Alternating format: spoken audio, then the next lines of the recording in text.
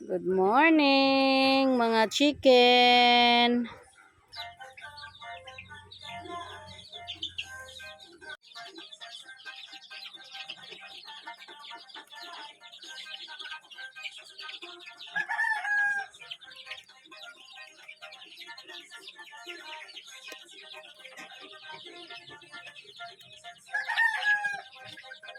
Ayan, nangaon sila kuan mga lalabs.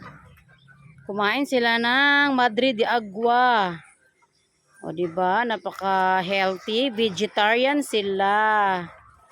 Gusto-gusto nila ng Madre de Agua. Maliban sa feeds. Ayan, maliban sa feeds mga lalab, kumakain sila ng dahon. Madre de Agua. Ayan, go chicken.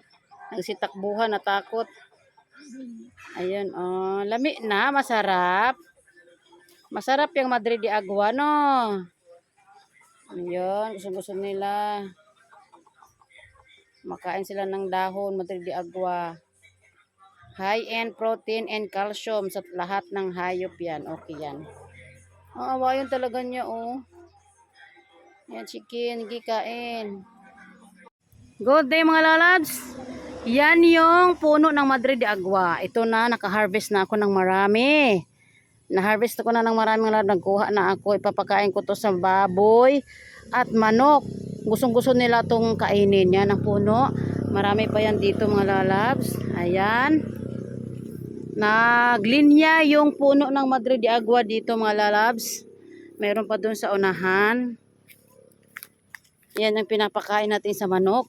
Instead na, lalo na kasi yung mga manok ay nakakulong, hindi sila gala. Kaya yan itong pinapakain kong dahon sa kanila. Or kaya malunggay din. Malunggay, nag-ano rin ako ng malunggay, pinapakain din sa manok. Ayan. Good morning. Good morning.